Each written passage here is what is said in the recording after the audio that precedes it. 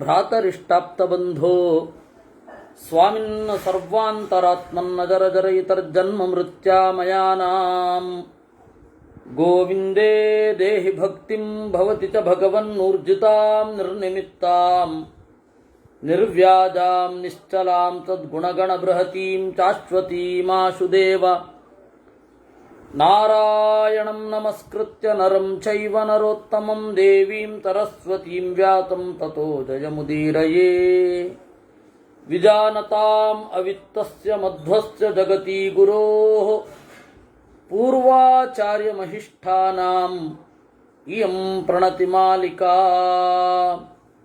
ಪೂರ್ಣಜ್ಞಾನಾಯ ವಿದ್ಮಹೇ ಪೂರ್ಣಾನಂದಾಯ ಧೀಮಹಿ ತನ್ನೋ ವ್ಯಾಸ ಪ್ರಚೋದಯಾತ್.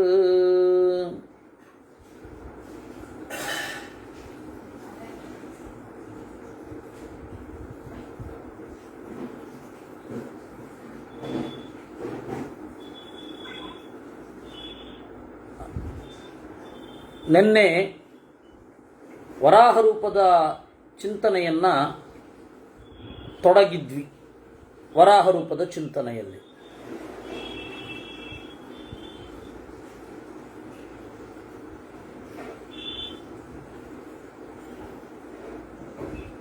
ಅದರ ಚಿಂತನೆಯನ್ನು ಈಗ ನಾವು ಮುಂದುವರಿಸ್ತಾ ಇದ್ದೇವೆ.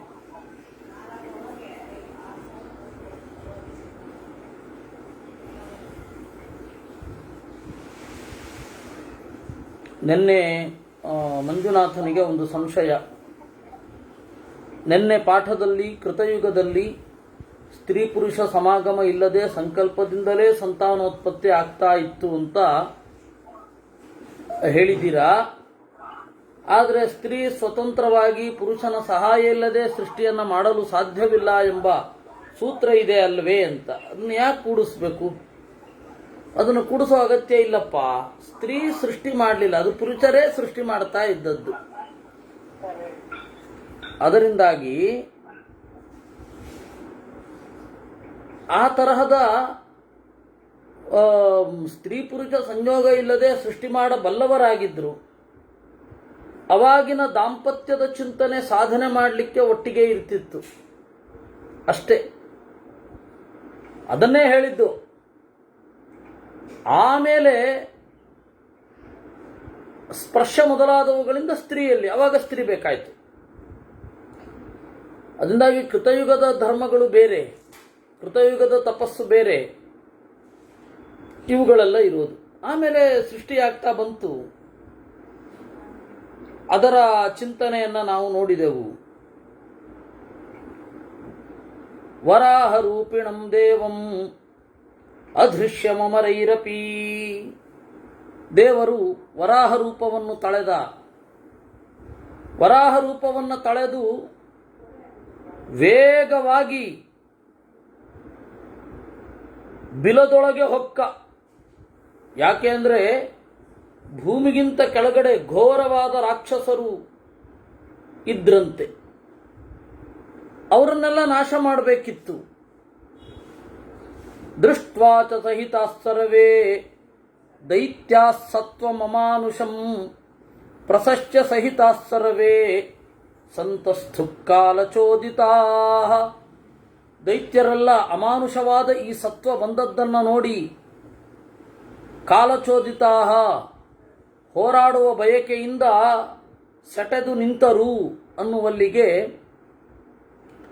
ನಿನ್ನೆಯ ಕಥೆಯ ಅನುವಾದ. ಇತಿ ಪೂರ್ವ ಕಥಾನುವಾದ. ಸಂಕ್ರುದ್ಧಾಶ್ಚ ವರಾಹಂತೆ ಕರ್ಷಯಂತಸ್ತತಸ್ತತಃ ದಾನವೇಂದ್ರ ಮಹಾವೀರ್ಯಾ ಮಹಾಕಾಯ ಬಲೋದ್ಧತಾಃ. ಒಬ್ಬ ದಾನವ ಅಂತ ನಾವು ಕೇಳಿದ್ದು, ಆದರೆ ಬಹಳ ಜನ ಇದ್ರು. ಪ್ರಧಾನ ಒಬ್ಬ. ವರಾಹ ರೂಪ 2 ಬಾರಿ ಆಯಿತು. 2 ಬಾರಿಯೂ ಸತ್ತವನು ಹಿರಣ್ಯಾಕ್ಷ ಎಂಬ ಹೆಸರಿನವ. ಪುರಾಣಗಳಲ್ಲಿ ಮೊದಲನೆಯವನನ್ನು ಆದಿ ಹಿರಣ್ಯಾಕ್ಷ ಅಂತ ಕರೀತಾರೆ. ಎರಡನೆಯವನು ದೈತ್ಯ ಹಿರಣ್ಯಾಕ್ಷ. ಆದಿ ಹಿರಣ್ಯಾಕ್ಷ ಬ್ರಹ್ಮದೇವರ ಮಗ. ಅವನ ಜೊತೆಗೆ ಬಹಳ ಜನ ರಾಕ್ಷಸರು ಇದ್ದರು. ಹಾಗೆ ದೈತ್ಯ ಹಿರಣ್ಯಾಕ್ಷನೂ ಇದ್ದ, ಅವನ ಜೊತೆಗೂ ಬಹಳ ಜನ ಇದ್ದರು. ದೇವರು ವರಾಹ ರೂಪವನ್ನು ಧರಿಸಿದ್ದು ಯಾಕೆ ಅಂತ ಹೇಳಿದರೆ, ಹಲವಾರು ಸೂಚನೆಗಳಿವೆ, ಹಲವಾರು ಸಂಗತಿಗಳು ನಮಗಲ್ಲಿ ಕಾಣುತ್ತೆ.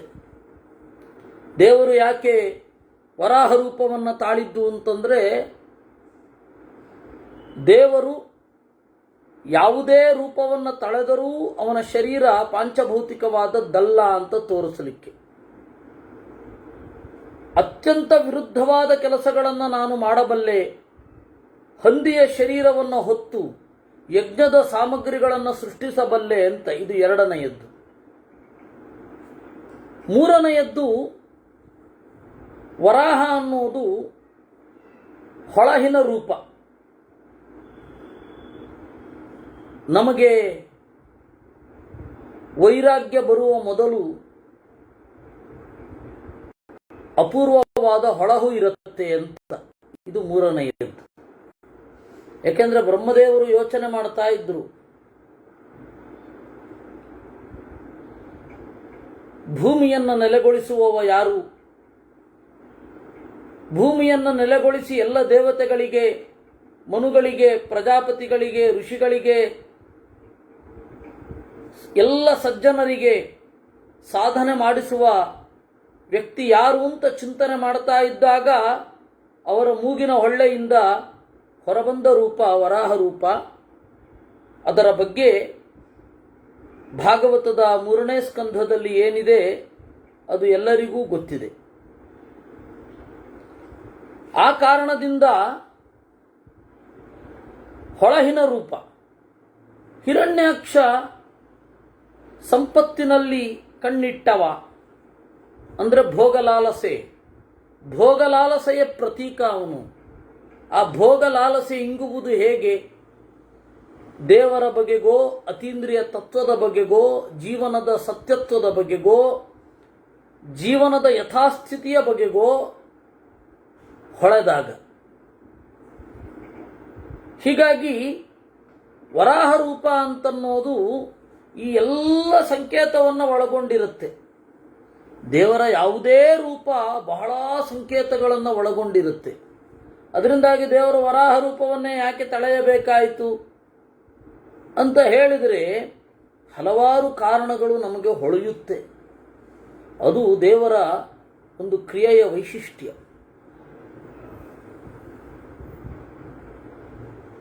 ದೇವರು ಯಾವಾಗ ಹೊರಟ ಭೂಮಿಯನ್ನು ಸರಿಯಾದ ಜಾಗದಲ್ಲಿ ನೆಲೆಗೊಳಿಸಲು ಆಗ ಸಿಟ್ಟು ಬಂತು ದೈತ್ಯರಿಗೆ.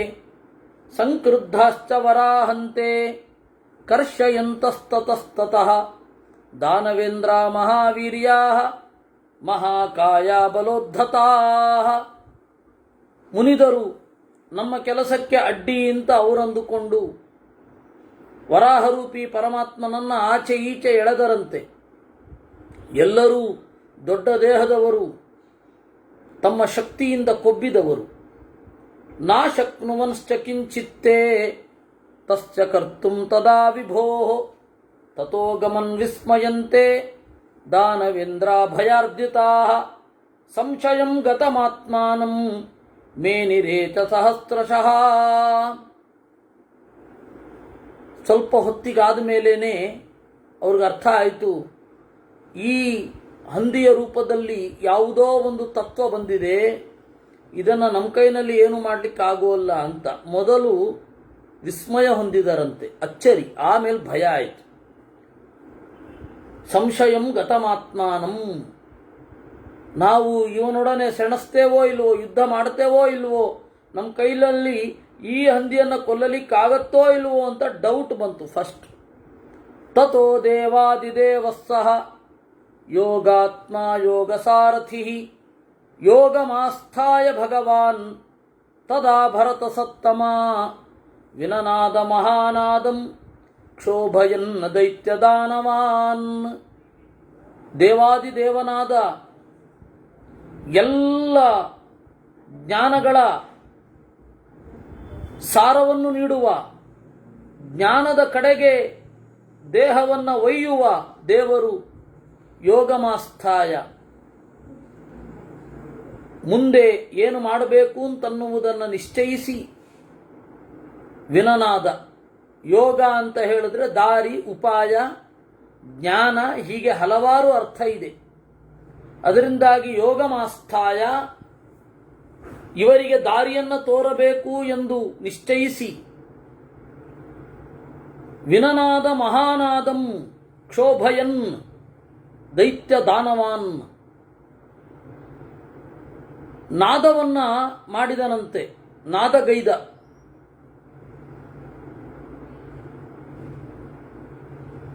ಇಲ್ಲಿ ಇದನ್ನು ಹೇಳಬೇಕೋ ಹೇಳಬಾರದೋ ನನಗೆ ಗೊತ್ತಾಗ್ತಾ ಇಲ್ಲ, ಪ್ರೇರಣೆ ಆಗ್ತಾ ಇದೆ, ಆದ್ರಿಂದಾಗಿ ಹೇಳ್ತೇನೆ.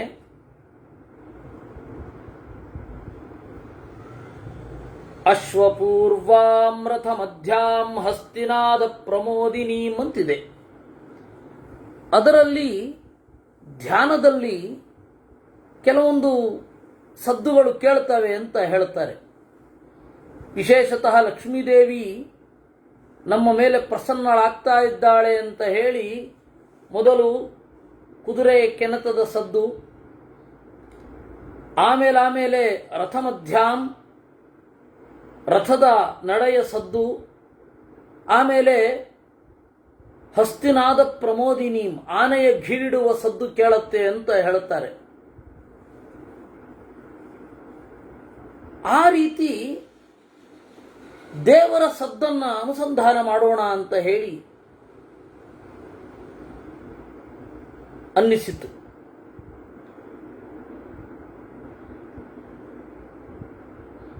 ವರಾಹರೂಪಿ ಪರಮಾತ್ಮನ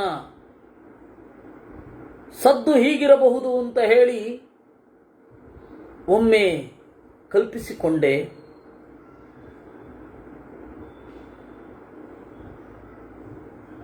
ಎರಡು ಮೂರು ದಿವಸ ಆ ಸದ್ದು ಮನಸ್ಸಿನಲ್ಲಿ ರಿಂಗಣಿಸ್ತಾ ಇತ್ತು. ಅದು ಉತ್ಕಟ ಆದಾಗೆಲ್ಲ ಒಂದು ಮೆಲುವಾಗಿ ದೇಹ ಕಂಪಿಸ್ತಾ ಇರ್ತಿತ್ತು. ಭಾಗವತವನ್ನು ಚಿಂತನೆ ಮಾಡುವಾಗ ವರಾಹರೂಪಿ ಪರಮಾತ್ಮನ ಮೂರ್ತಿ ನನಗೊಂದು ಬಂತು. ನನಗೆ ಡಾಕ್ಟ್ರು ಕೊಟ್ಟಿದ್ದು, ನಮ್ಮ ಮುರಳೀಧರ ಡಾಕ್ಟ್ರು ಕೊಟ್ಟಿದ್ದು, ಅದನ್ನು ಪೂಜೆ ಮಾಡಿ ಅಂತ. ಹೀಗಾಗಿ ಒಂದು ಎರಡು ಸಂದರ್ಭದಲ್ಲಿ ಸ್ವಲ್ಪ ಮನಸ್ಸಿಟ್ಟು ಧ್ಯಾನ ಮಾಡಿದ್ದಿದೆ. ನಿಶಮ್ಯ ತದ್ಘರ್ಘರಿತಂ ಅಂತನ್ನುವ ಭಾಗವತವನ್ನು ಚಿಂತನೆ ಮಾಡಿದಾಗ ಮೈ ನಡಗಿದ್ದೂ ಇದೆ. ಹೀಗಾಗಿ ವಿನನಾದ ಮಹಾನಾದಂ ಅಂತ ಹೇಳುವಾಗ ನಾವು ಆ ಸದ್ದನ್ನು ಅನುಭವಿಸಬಹುದು. ಪುರಾಣದಲ್ಲಿ ಬರುವ, ಇತಿಹಾಸದಲ್ಲಿ ಬರುವ ಈ ಒಂದು ಘಟನೆಗಳನ್ನು ನಾವು ಮನಸ್ಸು ಅನ್ನುವ ಪರದೆಯ ಮೇಲೆ, ಮನೋಯವನಿಕೆಯ ಮೇಲೆ ಚಿಂತಿಸಬಹುದು. ಅದರ ಸೊಗಸೇ ಸೊಗಸು.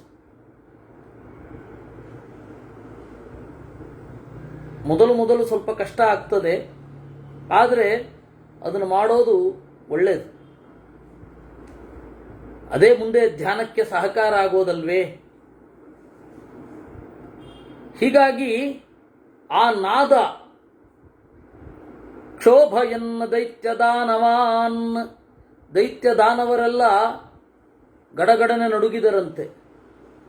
ಸನ್ನಾದಿತ ಏನ ಲೋಕಾಹ ಸರ್ವಾಶ್ಚೈವ ದಿಶೋ ದಶಾ, ಇಡೀ ಲೋಕದಲ್ಲಿ 10 ದಿಕ್ಕುಗಳಲ್ಲಿ ಪ್ರತಿಧ್ವನಿಸ್ತಾ ಇತ್ತು ವರಾಹರೂಪಿ ಪರಮಾತ್ಮನ ಗರ್ಜನೆ ಅಂತಾರೆ.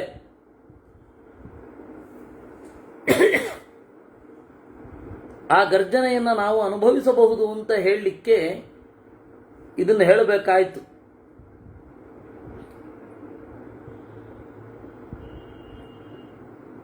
ಆದರೆ ಈ ನಾದ ಅವರಿಗೆ ಪುಳಕ ಹುಟ್ಟಿಸ್ಲಿಲ್ಲ.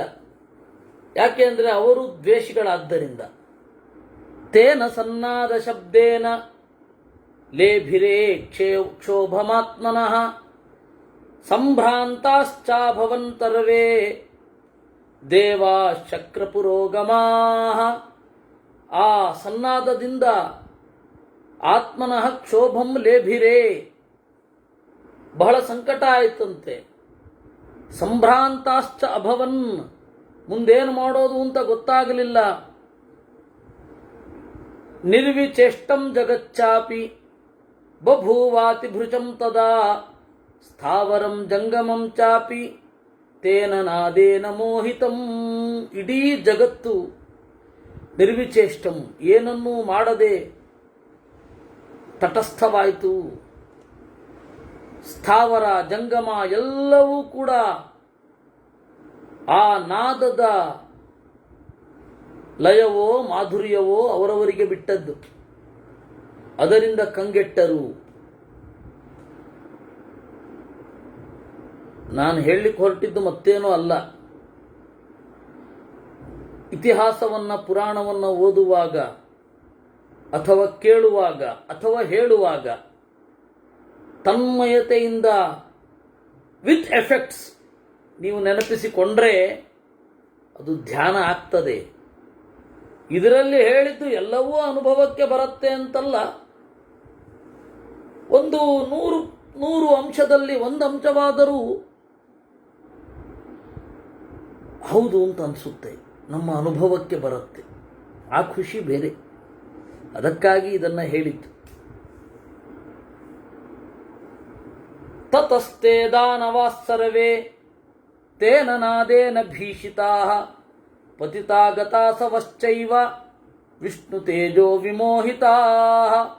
ಆ ಎಲ್ಲ ದಾನವರು ನಾದದಿಂದ ಬೆದರಿದರು, ಕೆಳಗೆ ಉರುಳಿದರು. ಕೆಲವರು ಗತಾಸವಶ್ಚೈವ, ಪ್ರಾಣವನ್ನೇ ಕಳೆದುಕೊಂಡರು.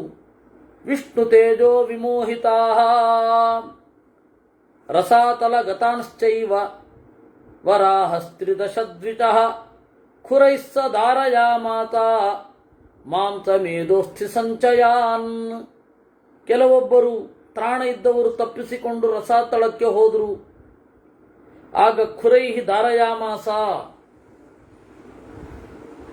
ತಮ್ಮ ಗೊರಸುಗಳಿಂದ ವರಾಹರೂಪಿ ಪರಮಾತ್ಮ ತನ್ನ ಗೊರಸಿನಿಂದ ಅವರನ್ನು ಸೀಳಿದ.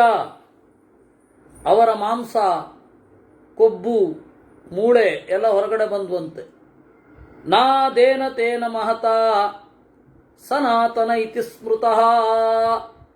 ಈ ಹಿರಿದಾದ ನಾದ ಇರೋದ್ರಿಂದ ಅವನನ್ನು ಸನಾತನ ಅಂತ ಕರೆದರು. ನೋಡಿ,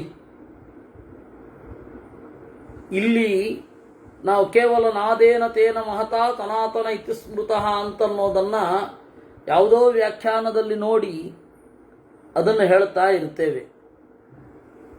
ವಿತ್ ಕಾಂಟೆಕ್ಸ್ಟ್ ನೋಡಿದಾಗ ಏನು ಫೀಲಿಂಗ್ ಬರುತ್ತೆ. ಪದ್ಮನಾಭೋ ಮಹಾಯೋಗಿ ಭೂತಾಚಾರ್ಯಸ್ಸ ಭೂತರಾಟ್. ಹೊಕ್ಕಳಲ್ಲಿ ಲೋಕವೆಂಬ ಬ್ರಹ್ಮಾಂಡವೆಂಬ ತಾವರೆಯನ್ನಿಟ್ಟುಕೊಂಡವನು ಭೂತಾಚಾರ್ಯ, ಮುಕ್ತರಿಗೂ ಗುರು. ಭೂತರಾಟ್, ಎಲ್ಲರ ಒಡೆಯ. ಯಾಕೆಂದರೆ ನಾದದ ಬಗ್ಗೆ ಉಪನಿಷತ್ತಿನಲ್ಲಿ ಯಾವ ಯಾವ ದೇವತೆಗಳ ಧ್ವನಿ ಟೋನ್ ಹೇಗಿರುತ್ತೆ ಅನ್ನೋದನ್ನು ಹೇಳಿದ್ದಾರೆ ಆಚಾರ್ಯರು. ನೀವು ಅದನ್ನು ಧ್ಯಾನದಲ್ಲಿ ಕಾಣಬಹುದು, ಅನುಭವಿಸಬಹುದು. ತತೋ ದೇವಗಣಾಃ ಸರ್ವೇ ಪಿತಾಮಹಮುಪಾದ್ರವನ್ ಸಮಾಗಮ್ಯ ಮಹಾತ್ಮಾನಂ ಊಚುಶ್ಚೈನಂ ಜಗತ್ಪತಿಂ. ದೇವತೆಗಳಿಗೂ ಕೂಡ ಆ ಧ್ವನಿ ಕೇಳಿತು, ಅವರು ಖುಷಿಯಾಯಿತು. ಆದರೆ ಬ್ರಹ್ಮದೇವರ ಬಳಿಗೆ ಓಡಿ ಬಂದು ಕೇಳಿದರಂತೆ, ದೇವಾಃ ನಾದೋಯಂ ಕೀದೃಶೋ ದೇವ ನೈನಂ ವಿದ್ಮವಯಂ ಪ್ರಭೋ ಕೋಸೌ ಹಿ ಕಸ್ಯ ವಾ ನಾದೋ ಏನ ವಿಹ್ವಲಿತಂ ಜಗತ್. ಓ ಪ್ರಭೋ ಬ್ರಹ್ಮದೇವರೇ, ಯಾರ ನಾದ ಇದು? ಈ ನಾದದ ಬಗ್ಗೆ ನಾವೆಲ್ಲೂ ಈ ಹಿಂದೆ ತಿಳಿದಿಲ್ಲ. ಯಾರ ನಾದ? ಇಡೀ ಜಗತ್ತು ಕಂಗೆಟ್ಟಿದೆ. ದೇವಾಶ್ಚ ದಾನವಾಶ್ಚೈವ ಮೋಹಿತಾಸ್ತಸ್ಯ ತೇಜಸ ಏತಸ್ಮಿನ್ನಂತರೇ ವಿಷ್ಣು ವಾರಾಹಂ ರೂಪಮಾಸ್ಥಿತಃ. ಯಾರ ನಾದ ಇದು? ದಯವಿಟ್ಟು ಹೇಳು ಅಂತ ಹೇಳಿದಾಗ ಅದೇ ಸಂದರ್ಭದಲ್ಲಿ ವರಾಹ ರೂಪವನ್ನು ತೊಟ್ಟ ದೇವರು ಬಂದ. ಎಲ್ಲ ಋಷಿಗಳು ಅವನನ್ನು ಸ್ತೋತ್ರ ಮಾಡುತ್ತಾ ಇದ್ದಾರೆ. ಪಿತಾಮಹ ಬ್ರಹ್ಮದೇವರು ಆ ವರಾಹನನ್ನು ತೋರಿಸ್ತಾ ದೇವತೆಗಳಿಗೆ ಹೇಳಿದರಂತೆ, ನಿಹತ್ಯ ದಾನವಪತೀನ್ ಮಹಾವರ್ಷ್ಮಾ ಮಹಾಬಲಃ ಏಷ ದೇವೋ ಮಹಾಯೋಗಿ ಭೂತಾತ್ಮ ಭೂತಭಾವನಃ. ಎಲ್ಲ ದಾನವರನ್ನ ಕೊಂದ ಮಹಾವರ್ಷ್ಮ, ವರ್ಷ್ಮ ಅಂದರೆ ದೇಹ, ಹಿರಿದಾದ ದೇಹದ ಮಹಾಬಲಿಷ್ಠನಾದ ಮಹಾಯೋಗಿ, ಎಲ್ಲರಿಗೂ ತನ್ನನ್ನು ಸೇರುವ ಉಪಾಯವನ್ನು ತಿಳಿಸುವ, ಎಲ್ಲರ ಅಂತರ್ಯಾಮಿಯಾದ, ಜೀವನ ಅಂತರ್ಯಾಮಿಯಾದ ಆತ್ಮನಃ ಆತ್ಮ ನಾರಾಯಣ ಇವನು. ಸ್ಥಿರೀಭವತ, ಅಚಲರಾಗಿ ಇವನನ್ನು ನೆನಪಿಸಿಕೊಳ್ಳಿ, ನೋಡಿ. ಕೃಷ್ಣೋಯಂ ಸರ್ವ ಪಾಪ ಪ್ರಣಾಚನಃ, ಎಲ್ಲರಿಗಿಂತ ಮಿಗಿಲು ಉತ್ಕೃಷ್ಟ ಅವನೇ ಕೃಷ್ಣ, ಎಲ್ಲ ಪಾಪಗಳನ್ನು ನಾಶ ಮಾಡುವವ. ಕೃತ್ವಾ ಕರ್ಮ ತು ಸಾಧ್ವೇ ತತ್ ನಿರದತ್ಯಮಿತ ಪ್ರಭಾ ಸಮಾಯಾತಸ್ವಮಾತ್ಮಾನಂ ಮಹಾಭಾಗೋ ಮಹಾದ್ಯುತಿ. ಈ ಕರ್ಮವನ್ನು ಮಾಡಿ ನಿನದತಿ ಗರ್ಜನೆ ಮಾಡ್ತಾ ಇದ್ದಾನೆ. ಪದ್ಮನಾಭೋ ಮಹಾಯೋಗಿ ಭೂತಾತ್ಮ ಭೂತಭಾವನಃ ನ ಸಂತಾಪೋ ನ ಭಿಕ್ಕಾರ್ಯ ಶೋಕೋ ವಾ ಸುರಸತ್ತಮಾಹ. ದುಃಖ ಪಡಬೇಡಿ, ಹೆದರದಿರಿ, ಯಾವ ಶೋಕವೂ ನಿಮಗಿರದಿರಲಿ. ವಿಧಿರೇಚ ಪ್ರಭಾವಶ್ಚ ಕಾಲ ಸಂಕ್ಷಯಕಾರಕಃ ಲೋಕಾನ್ ಧಾರಯತಾನೇನ ನಾದೋ ಮುಕ್ತೋ ಮಹಾತ್ಮನ. ಇದು ವಿಧಿ, ಇದು ಈ ವರಾಹನ ಪ್ರಭಾವ. ಲೋಕವನ್ನು ಹೊರುವ ಇವನು ಈ ನಾದವನ್ನು ಎಲ್ಲರಿಗೂ ಕೇಳಿಸಿದ್ದಾನೆ.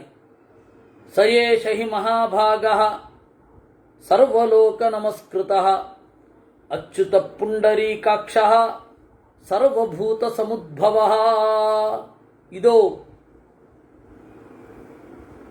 ಹಿರಿದಾದ ಭಾಗ್ಯವನ್ನು ಕೊಡುವವ.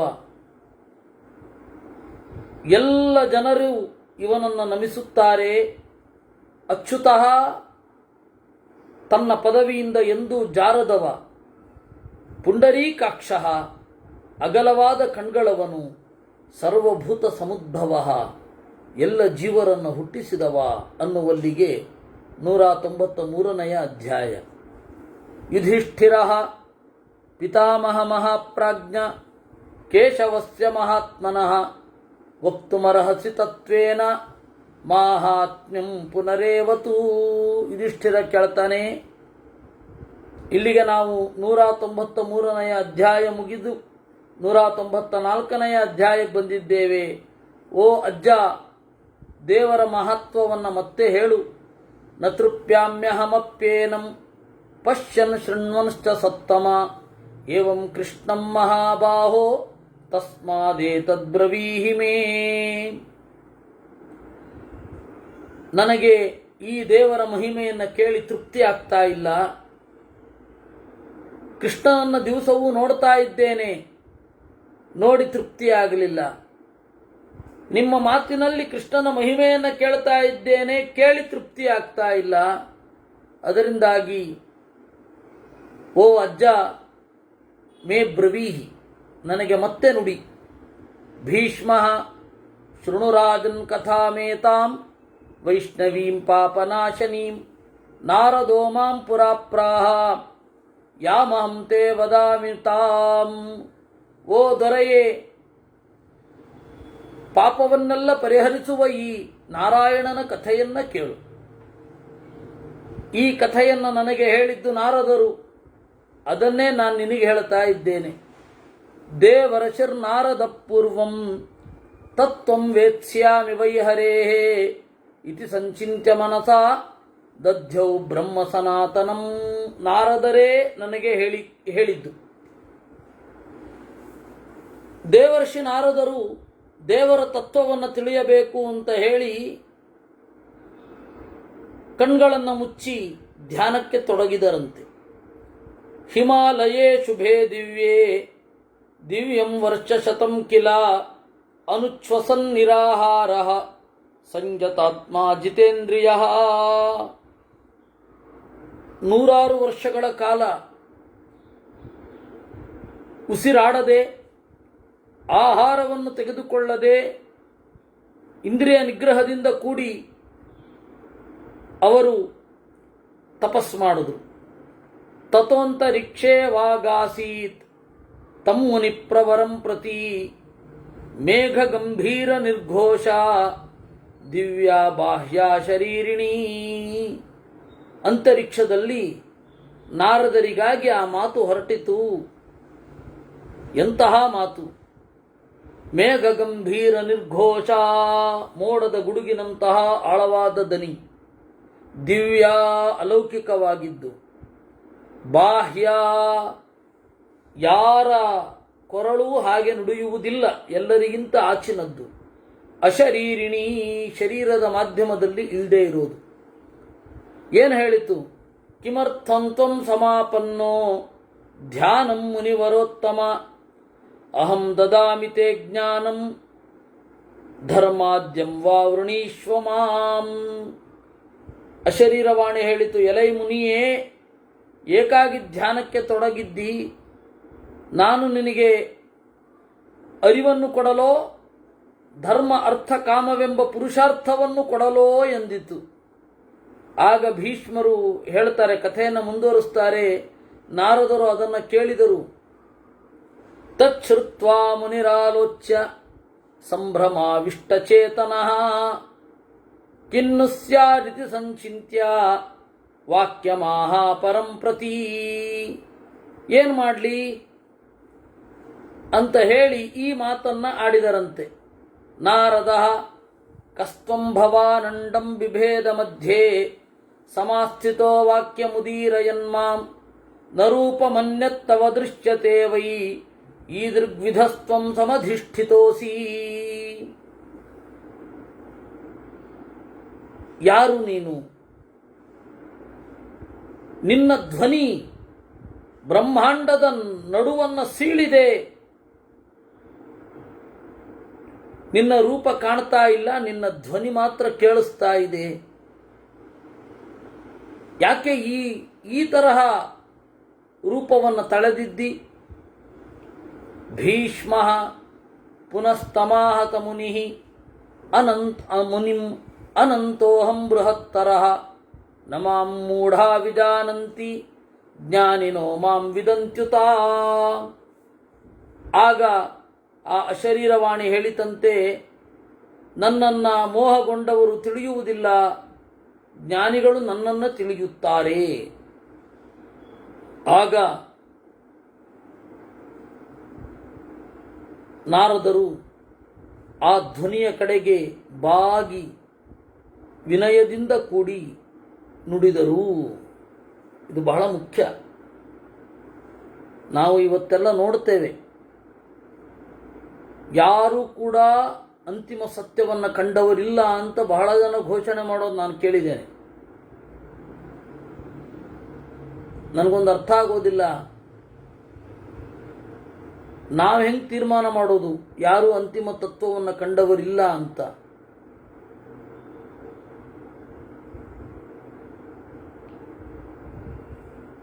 ಬಹಳ ವಿಚಿತ್ರ. ಎಲ್ಲರೂ ಆ ತರಹದ ಇತ್ತೀಚೆಗೆ ಆ UG ಇಂಥವರ ಪ್ರಭಾವಕ್ಕೆ ಒಳಗಾದವರು ಡಿಕ್ಲೇರ್ ಮಾಡ್ತಾರೆ, ಯಾರೂ ಕೂಡ ಪೂರ್ತಿ ಸತ್ಯವನ್ನು ಕಂಡವರಿಲ್ಲ ಅಂತ. ಅದು ಹೆಂಗೆ ತೀರ್ಮಾನ ಮಾಡ್ತಾರೋ ದೇವರಿಗೆ ಗೊತ್ತು. ನೀವ್ಯಾಕೆ ಹಾಗೆ ತೀರ್ಮಾನ ಮಾಡ್ತಾ ಇದ್ದೀರಾ? ಎಲ್ಲರ ಮನಸ್ತತ್ವ, ಎಲ್ಲರ ಜ್ಞಾನ ನಿಮಗೀಗಾಗಲೇ ಒಳಹೊಕ್ಕಿಯಾಗಿದೆಯಾ? ಅದು ಅದರಿಂದಾಗಿ ಯಾರೂ ಕೂಡ ಸತ್ಯವನ್ನ ಕಂಡಿಲ್ಲ ಅಂತ ಹೇಳಿ ಡಿಕ್ಲೇರ್ ಮಾಡಬಾರದು. ಹಾಗೆ ಆದರೆ ಈಗ ಮಾಡ್ತಾ ಇದ್ದಾರೆ.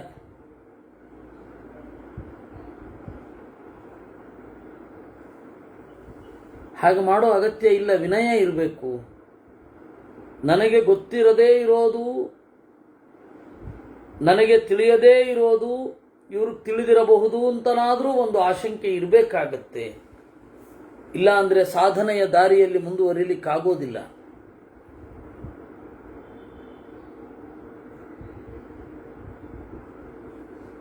ಆ ವಿನಯದಿಂದ ಅವರು ಕೇಳಿದ್ರು, ಭವಂತಂ ಜ್ಞಾತುಮಿಚ್ಛಾಮಿ ತವ ತತ್ವಂ ಬ್ರವೀಹಿ ಮೇ. ನಾನು ನಿನ್ನನ್ನು ತಿಳಿಯಲು ಬಯಸುತ್ತೇನೆ, ನಿನ್ನ ತತ್ವವನ್ನು ನುಡಿ. ಆಗ ಆ ಧ್ವನಿ ನಾರಾಯಣನದ್ದು. ನಾರಾಯಣ ನುಡಿದ, ಜ್ಞಾನೇನ ಮಾಂ ವಿಜಾನೀಹಿ ನಾನ್ಯಥಾ ಶಕ್ತಿರಸ್ಥಿತೇ. ವೇದ ಮೊದಲಾದವುಗಳ ಅರಿವಿನ ಮೂಲಕವೇ ನನ್ನನ್ನು ತಿಳಿ, ಇನ್ಯಾವ ರೀತಿಯಲ್ಲಿಯೂ ಸಾಧ್ಯ ಇಲ್ಲ ಅಂತ ಹೇಳಿತು. ಕೀದೃಗ್ವಿಧಂತು ತಜ್ಞಾನಂ ಯೇನ ಜಾನಾಮಿ ತೇ ತನುಂ ಅನಂತ ತನ್ಮೇ ಬ್ರೂಹಿತ್ವಂ ಯದ್ಯನುಗ್ರಹವಾನಹಂ. ನಾರದರು ನನಗೆ ಹೇಳಿದ್ರು, ಅವರು ಏನು ಮಾತನ್ನು ಕೇಳಿಸಿಕೊಂಡ್ರು ಅಂತ ನನಗೆ ಹೇಳಿದ್ರು. ಆಮೇಲೆ ನಾರದರು ಏನು ಪ್ರಶ್ನೆ ಕೇಳಿದ್ರು ಅಂತ ಅವರೇ ಹೇಳಿದ್ರು. ಕೀದೃಗ್ವಿಧಂತು ತಜ್ಞಾನಂ, ಆ ಜ್ಞಾನದ ಸ್ವರೂಪ ಏನು? ನಿನ್ನನ್ನು ನಾನು ತಿಳಿಯಬೇಕು. ಅನಂತ ತನ್ಮೇ ಬ್ರೂಹಿತ್ವಂ ಯದ್ಯನುಗ್ರಹವಾನಹಂ. ಅನಂತ, ಓ ಕೊನೆಯಿರದವನೇ, ನನ್ನಲ್ಲಿ ನಿನ್ನ ಅನುಗ್ರಹ ಇದ್ದರೆ ದಯವಿಟ್ಟು ಹೇಳು. ಇಲ್ಲದಿದ್ದರೆ ನಾನು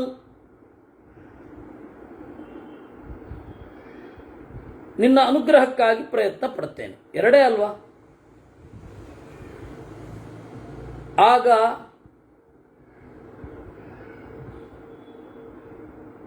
ಹೇಳಿದನಂತೆ ದೇವರು, ವಿಕಲ್ಪಹೀನಂ ವಿಫಲಂ ತಸ್ಯ ಚೂರಂ ಶಿವಂ ಪದಂ ಜ್ಞಾನಂ ತತ್ತೇನ ಜಾನಾಸಿ ಸಾಧನಂ ಪ್ರತಿತೇ ಮುನೇ. ಸಂಶಯವಿರದ ಪೂರ್ಣವಾದ ಮಂಗಳಕರವಾದ ಲೋಕದಾಚೆ ಇರುವ ಅರಿವನ್ನು ಕುರಿತು ನೀನು ಸಾಗಬೇಕು. ಅದೇ ನಿನಗೆ ಸಾಧನ. ಅತ್ರಾವೃತ್ಯ ಸ್ಥಿತಂ ಏತತ್ ತಚ್ಛುದ್ಧಮಿತರನ್ಮೃಚ ಏತತ್ತೇ ಸರ್ವಮಾಖ್ಯಾತಂ ಸಂಕ್ಷೇಪಾನ್ಮುನಿ ಸತ್ತಮ. ನೀನು ತಿಳಿಯಬೇಕಾದ ತತ್ವ ಅತ್ಯಂತ ಶುದ್ಧ. ಎಲ್ಲವನ್ನೂ ಆವರಿಸಿ ಅದು ನಿಂತಿದೆ. ಅದನ್ನ ತಿಳ್ಕೊ. ಆಗ ನಾರದರು, ತ್ವಮೇವ ತವ ಯತ್ತತ್ವಂ ಬ್ರೂಹಿ ಲೋಕ ಗುರೋ ಮಮ ಭವಂತಂ ಜ್ಞಾತುಮಿಚ್ಛಾಮಿ ಕೀದೃಗ್ಭೂತಸ್ತ್ವಮವ್ಯಯ. ನೀನೇ ನಿನ್ನ ತತ್ವವನ್ನು ಕುರಿತು ಹೇಳಿಕೋ. ನೀನು ಏನು ಹೇಳ್ತೀಯ ಅದೇ ನನ್ನ ಅರಿವಾಗಲಿ. ಎಂತಹವನು ನೀನು? ಹೇಳು ಸ್ವಾಮಿ ಅಂತ ನಾರದರು ಕೇಳಿದರು.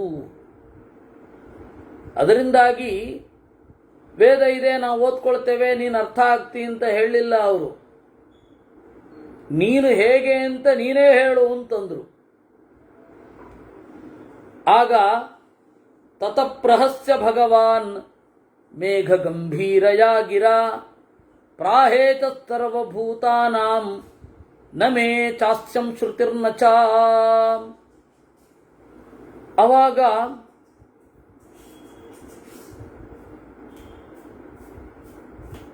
ಆ ಮಾತು ಕೇಳಿಸ್ತಾ ಇತ್ತಲ್ಲ, ದೇವರು ನಗುವ ಧ್ವನಿ ಕೇಳಿತಂತೆ. ನೆನಪಿಸಿಕೊಳ್ಳಿ, ನಾರದರು ಕೇಳ್ತಾ ಇದ್ದಾರೆ, ದೇವರ ನಗುವಿನ ಧ್ವನಿ ಕಾಣಿಸ್ತಾ ಇಲ್ಲ. ಯಾವುದು ಕೂಡ ಅಶರೀರವಾದ ವಾಣಿ ಯಾವುದು ಕಾಣಿಸ್ತಾ ಇಲ್ಲ, ಕೇಳಿಸ್ತಾ ಇದೆ. ದೇವರ ನಗುವಿನ ಧ್ವನಿ ಕೇಳಿತಂತೆ. ಆ ನಗು ಬುದ್ಧಿವಂತ ಅನ್ನುವ ಮೆಚ್ಚುಗೆಯ ನಗು,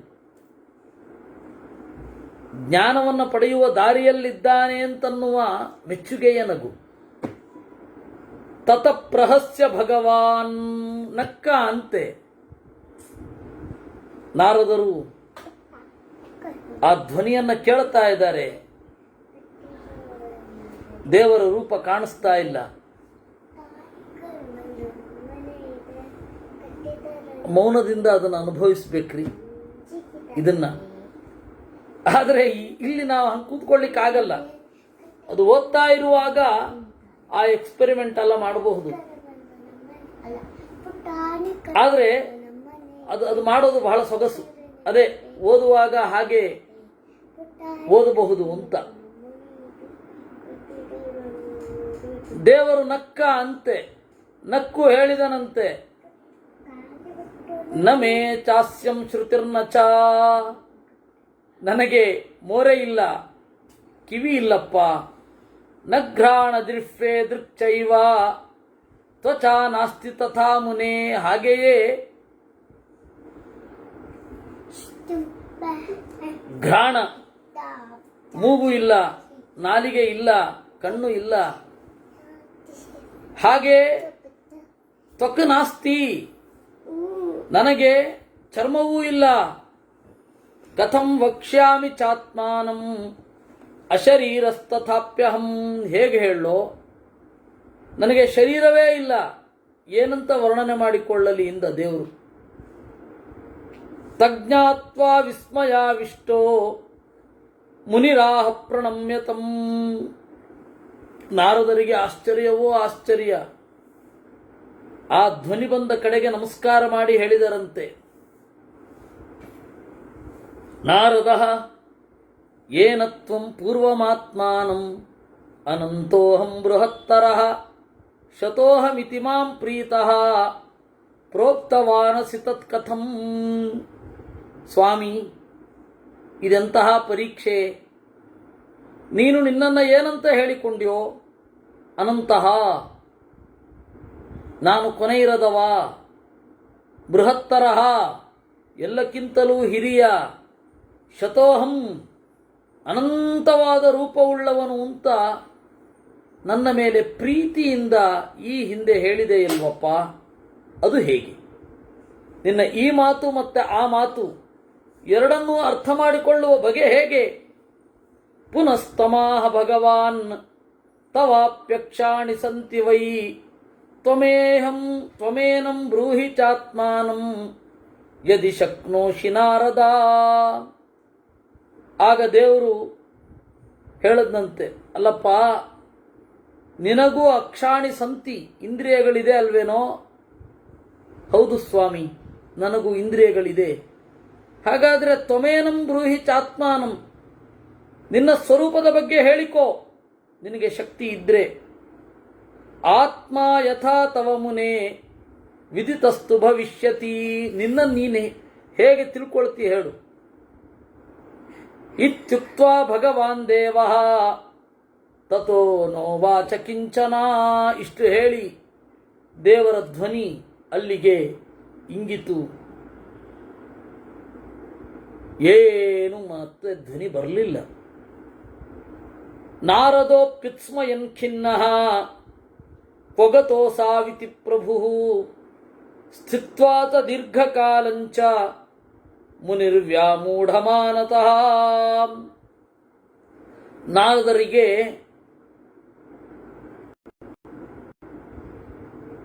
ಒಂದು ಖಿನ್ನತೆ ಕಾಡಿತು. ದೇವರು ಎಲ್ಲಿಗೆ ಹೋದ? ಕಣ್ಮರೆಯಾದ್ನ ಕಡೆಗೆ ಅಂತ ಹೇಳಿ, ಆಹಮಾಂ ಭಗವಾನ್ ದೇವಃ ತ್ವನಂತೋಹಂ ಬೃಹತ್ತರಃ ತೇನಾಹಮಿತಿ ಸರ್ವಸ್ಯ ಕೋವಾನಂತೋ ಬೃಹತ್ತರಃ. ದೇವರು ತನ್ನ ಬಗೆಗೆ ಸ್ಪಷ್ಟವಾಗಿ ಹೇಳಿಕೊಂಡಿದ್ದಾನೆ, ನಾನು ಅನಂತ, ಎಲ್ಲರಿಗಿಂತ ಹಿರಿಯ ಅಂತ.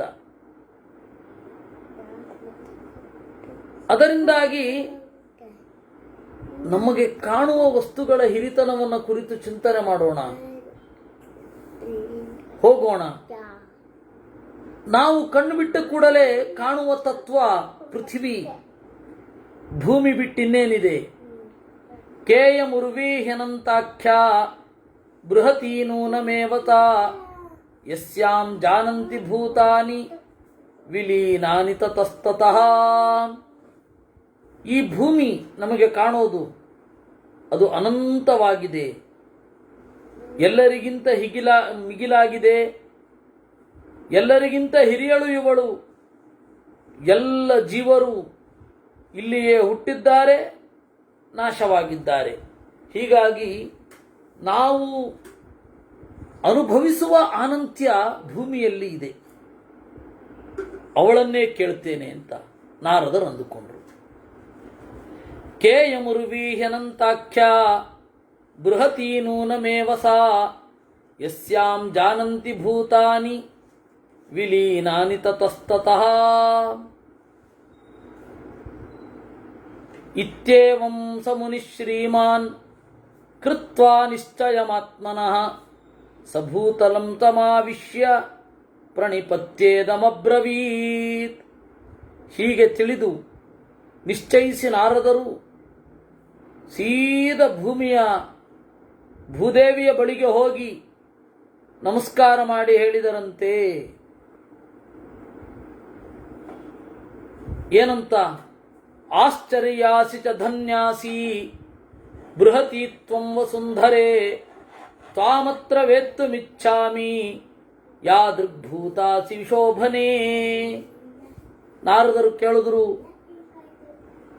ಅಮ್ಮ ನೀನು ಆಶ್ಚರ್ಯಳು, ಧನ್ಯಳು, ಎಲ್ಲರಿಗಿಂತ ಪೂರ್ಣಳು, ನಿನ್ನ ಬಗ್ಗೆ ತಿಳ್ಕೊಳ್ಬೇಕು ಅಂತ ಇದ್ದೇನೆ.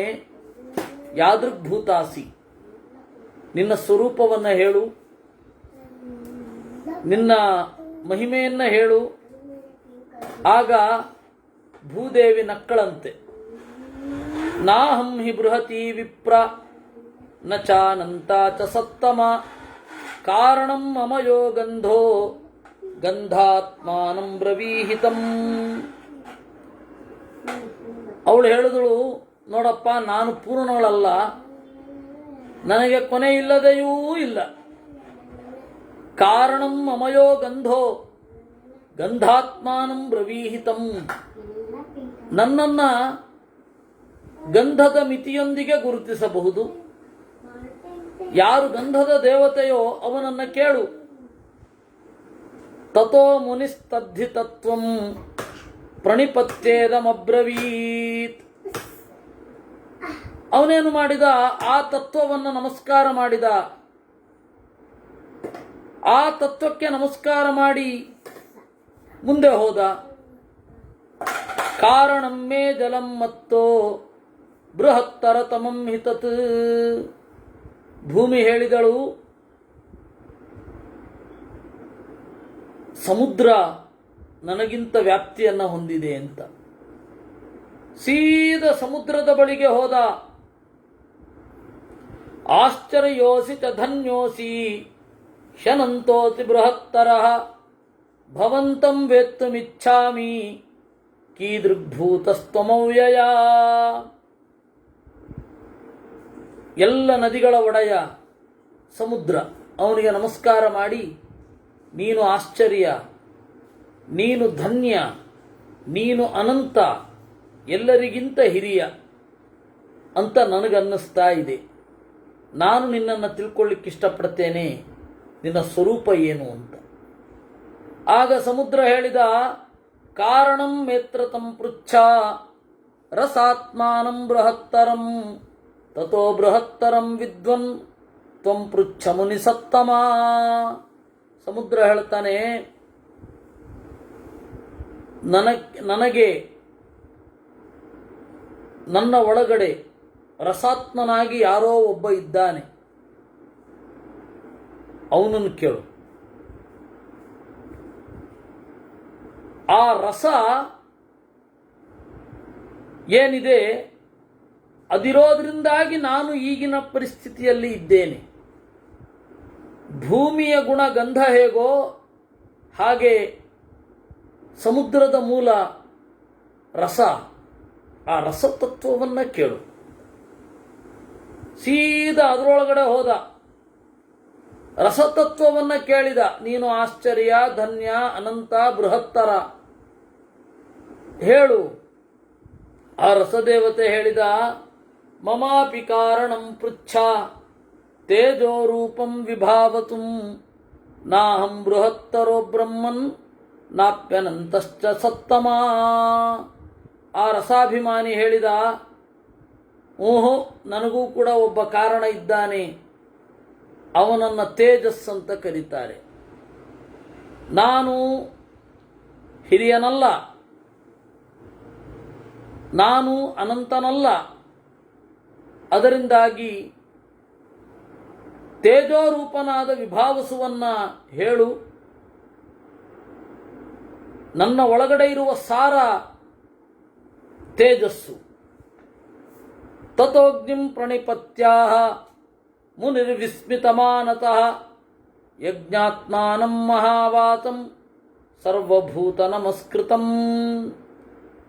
ಆ ಅಗ್ನಿಯನ್ನ ಕುರಿತು ಹೋಗಿ ನಮಸ್ಕರಿಸಿ ಆ ಯಜ್ಞಾತ್ಮಕನಾದ ಮುನಿಯನ್ನು ಕೇಳಿದ ಅಂತೆ. ಆಶ್ಚರ್ಯನಿದ್ದಿ, ಧನ್ಯನಿದ್ದಿ, ಅನಂತನಿದ್ದಿ, ಎಲ್ಲರಿಗಿಂತ ಹಿರಿಯನಿದ್ದಿ, ಯಜ್ಞಾತ್ಮಕನಾಗಿ ಎಲ್ಲರ ಬಯಕೆಗಳನ್ನು ಪೂರೈಸುತ್ತಿ, ಎಲ್ಲರಿಗೂ ಹಿರಿದಾದ ಆವಾಸ ನೀನು, ಎಲ್ಲ ಜೀವರಿಂದ ನಮಸ್ಕೃತನಾಗಿದ್ದಿ, ನಿನ್ನ ಬಗೆಗೆ ದಯವಿಟ್ಟು ಹೇಳು ಅಂತ. ಆಗ ಅವನು ಹೇಳಿದ,